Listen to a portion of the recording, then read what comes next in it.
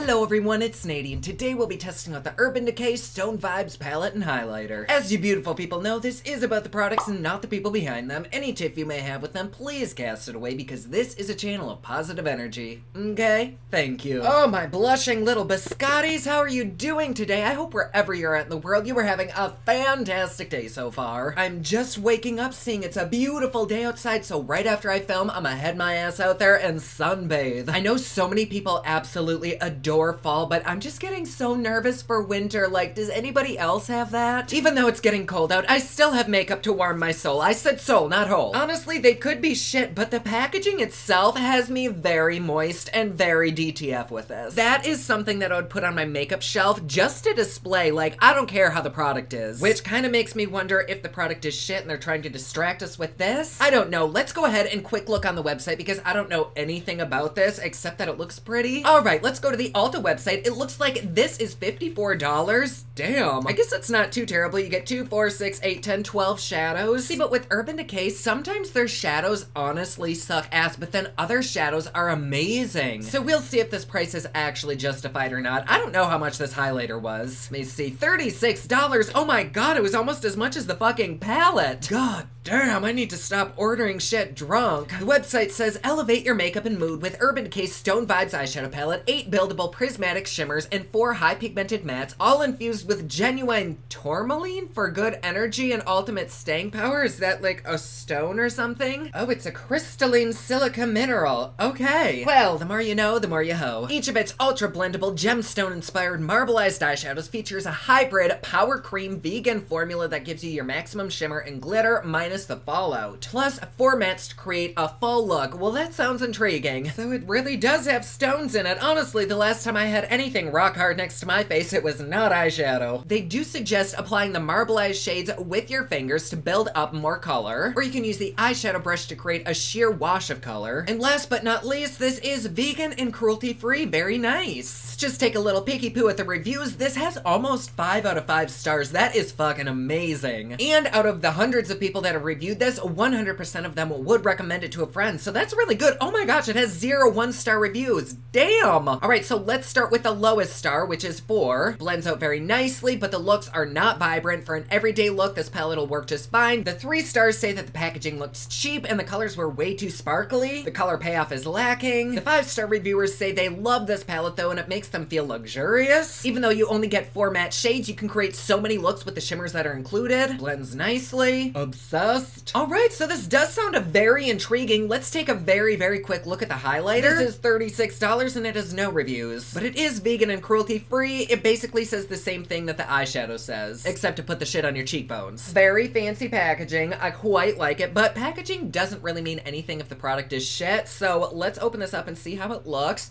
Ooh, quite pretty, but kind of very, very muted. The stone-looking shades really are very, very pretty, but I have seen that effect quite a lot. I kind of feel as though a lot of indie brands did that kind of effect, and its time has kind of come and gone. But nonetheless, it is very pretty to look at. I think my favorite, like, visually is Oho. Is that how you say that? I think it is. I don't know. But it is really pretty. I mean, they're all gorgeous, but is it anything, like, super-duper unique? I wouldn't say so. But it is very visually satisfying. I think I'm more excited about this because it had such a beautiful imprint in it. Let's see. Ooh, kind of cool packaging. Oh my gosh, that is weird. It's so big and bulky and just giant. Kind of looks like a cyst that my aunt had. Are there different shades or is there only one? I guess this is the only shade, but it's really, really pretty. It's got kind of like a bronzy, coppery, goldish tone with a pink shift. I have no clue if you'll be able to see the pink shift. Maybe a little bit right there. I don't know. It's really fucking pretty and I'm too scared to like rub it. Like, how am I supposed to swatch this? Is it hard? Like, okay. Oh my, that looks very glittery. This is just very uncomfortable to like touch. So there it is, very pretty gold. It looks like I gave Midas a good time at the back alley. Let's swatch that. Oh god, this is very, very chunky. I don't know that I'm gonna like that. It's just, I don't know. Like, it's not unattractive or anything, but I can literally see the glitter flecks flying around. It almost doesn't want to adhere because the particles are so big. Can you even see that? I like don't know how to contort so that it shines in the light. What the fuck? It's there, it's pretty, but I feel like I've seen this so many times before, so it's not really getting me as excited as I hoped it would. I kind of think this part is prettier than this part. Oh, that's interesting. There's like a little mirror on the tin, which I quite like, but it was very, very greasy from whatever they pressed it with. It just kind of like evaporated and got all over the mirror, so it's not the cleanest looking thing, but it is quite nice. Like, I never would have thought of that. But despite that chunky monkey ass highlighter, I'm still very excited to swatch and do a look with everything, so let's go ahead and do that. Y'all know the song. Are you ready?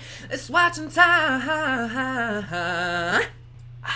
Here we have everything swatched on my hand, and they are definitely pretty, but I wouldn't necessarily say the price is justified. Like, they do swatch a little bit splotchy. Maybe they just need something to stick to. That's totally fair, but like this blue, I don't know if you can see it, but it is hella messed up. It's just so chunky that it's inconsistent, and there's like pigment flying everywhere. I kind of expected these to be like hyper creamy and just really, really nice, and I wouldn't say they're that at all. Like, they're very just, I think the color scheme is really, really nice. You've got a few little pops of colors in there that probably would work with a lot of people. And really, swatches don't mean jack shit. So just because they didn't swatch the best, at least in my opinion, doesn't mean they aren't magnificent on the eye. So let's go ahead and try them. And again, it's not like they were the worst swatches in the world, but shimmers are so fucking hard to mess up that even if they do swatch a little weird, that's kind of concerning. For primer, I'm going in with the Laura Mercier Hydrating Primer. Oh my goodness, look who wants to say hello. Hey baby girl, look at you. Oh my goodness, hi. Oh my gosh, you're so dramatic. Okay, fine. Try to give you your 15 seconds of fame and that's how you treat me? For foundation, I'm gonna go in with my ColourPop Pretty Fresh and kind of deepen it up a little bit with some Cover FX drops. Okay, may have added a few too many drops. Shit. It's okay, today we're just gonna be like spray tan chic. And I'm gonna highlight with a little bit of Dior Forever Skin. A little bit my ass. I'm gonna go ahead and set underneath my eyes with some Laura Mercier translucent setting powder. And what the hell, let's be a YouTuber today and bake everything. So sexy. To prime these eyeballs, I'm gonna go in with the Gerard Cosmetics Clean Canvas. I think I'm gonna first start by highlighting under my brow with this first light shade called Good Karma. And I'm just gonna kind of like press it right there. Ooh, that has some great pigmentation to it. It's very, very pretty, and there really isn't a whole lot of kickback in the pan. It's not the most impactful shadow, but I can definitely see it on my skin between the two sides. And it could also be that I'm trying to pack this on with a floofy ass brush, so maybe with a denser brush it might be a little bit more powerful. But even with this, I really don't mind it. I'm also gonna highlight the inner corner of my eye with this shade as well. And then with that same brush, I'm gonna dip right into Antidote, and I'm gonna blend this out back and forth right underneath that light shade that I put down right on the crease line. Oh, that's very pretty too. It goes on magnificently. It doesn't look patchy at all, and it blends out very effortlessly. There we have it. That is so pretty. I don't even know if you can see anything, but it just made my eyes look a lot cleaner and healthier. And we're probably not going to do anything too crazy today. I do like to keep my looks on the more wearable side for the most part. Some people are like, you do the same style eye look every fucking video, and I know I do, but I try to do looks that anybody could do. And so unless I'm doing a picture for Instagram, I don't really veer far from like a basic cut crease or like a halo eye. So I apologize. If you do want more intricate looks, definitely check out like Bailey Saria, Nikki Tutorials, or Teresa is Dead. I just feel like I can't judge this accurately if I'm doing some huge ass look. So I will try to keep it simple today, but still try to use a good portion of these. And today, why don't we actually do two different looks? Maybe I'll use this deep one on this eye and this deep one on this eye. So with that clean brush, I'm gonna dip into third eye. I think I said I'd use it on this eye. So let me start by smoking it right here and then pressing it back and forth. Ooh, that's really pretty. It's kind of like a bruisey wine color. I like that. And that shade is compacted really, really hard, so it has absolutely no kickback whatsoever. It just goes on the eye almost like a shimmer. It's really, really unique. Okay, maybe not unique, but it's interesting. It's very pleasant to work with, and just going back and forth, it's blending out so easily. I do really love this shadow because you can keep blending it and blending it. It's just so fucking smoky and glamorous and like sultry. I love it. So there is that.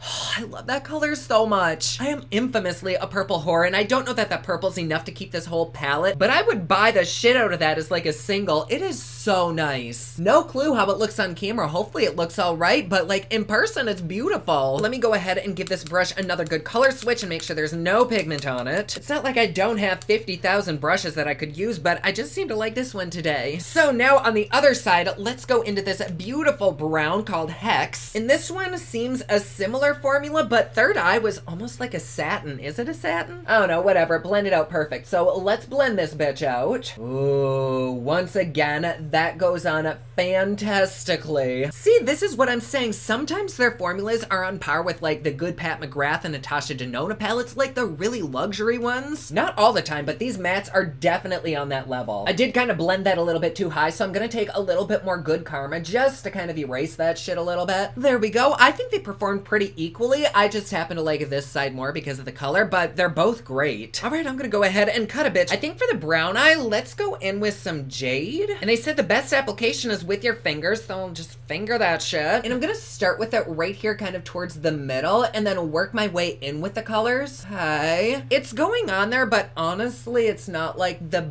best looking thing ever. A lot of it seems to be sticking to my finger, and when I try to press it into my eye, it's just like lifting back up. They said I could get a shearer coverage if I use the brush, so let me try that. Didn't really want a sheer coverage, but that might be what we're stuck with. No, it's kind of doing the same. I mean, it's not bad, but it just isn't good. It's kind of doing the same thing that it did when I swatched them, just a little bit sploochy and not that great. Let's try some Tiger's Eye. Oh, that one is so pretty. I'm gonna put that right on the inner corner. Oh, that one is much better, which tells me that these shadows are very, very fucking inconsistent. But I'm really glad that I did put that powder down there because of their chunkiness. They're kind of just falling out everywhere. It's not bad, like I can wipe it away, and I don't really even think that you'll be able to see the sparkle on camera, but I can definitely see it. But because I do have to apply it with my finger, it's really not the most precise application ever. See, I don't know. I just feel like I have so many things that are prettier than this. It's not ugly, but the quality just isn't the best. I'm gonna take a little bit of Bloodstone right here in the outer corner. It kind of has like a purpley brown undertone, but also a little bit of green. I don't know, it's just...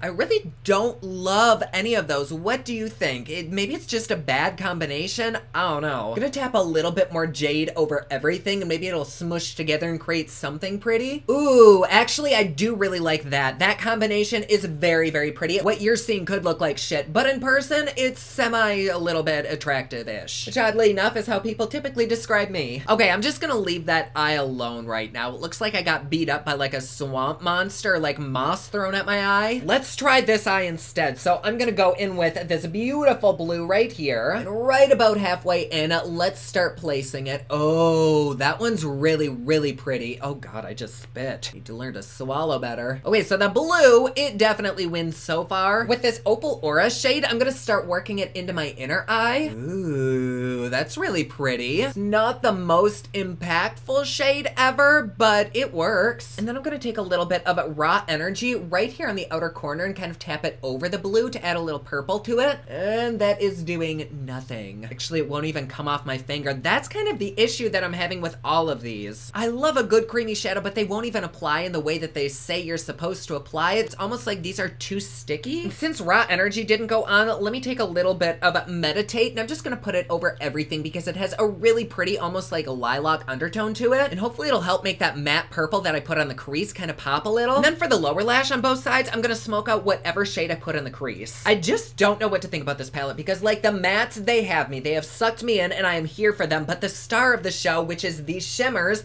I don't love them. And I do totally understand that I probably muddied them up and like layered too many of them on. I get that, but that's not really what I have an issue with. It's more the quality of them, you know? Because the color combinations that I have here, at least in person, I actually think they're really fucking pretty. Like they look great. But also they were just so chunky and splotchy. Just to highlight the inner corners on both sides, I'm gonna go in with Opal Aura. I went ahead and lined my eyes with some Hank & Henry liner, and now I'm going in with some CoverGirl Exhibitionist mascara. Then I'm gonna finish up the eye look with the new Real King Bob lashes.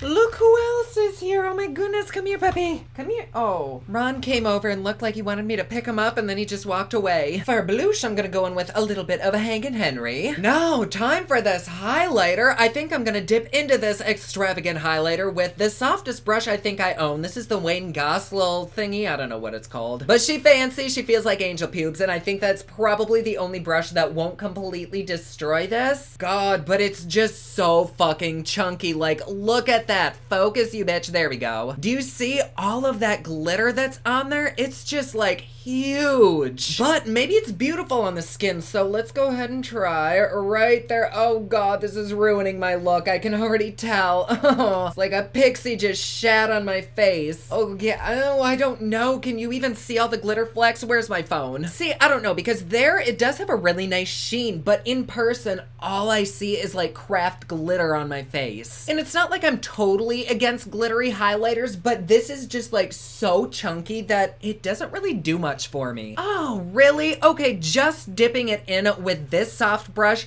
already broke it up. Like, look at that. Let me try it with more of a dense brush. Like, this is as dense as they come.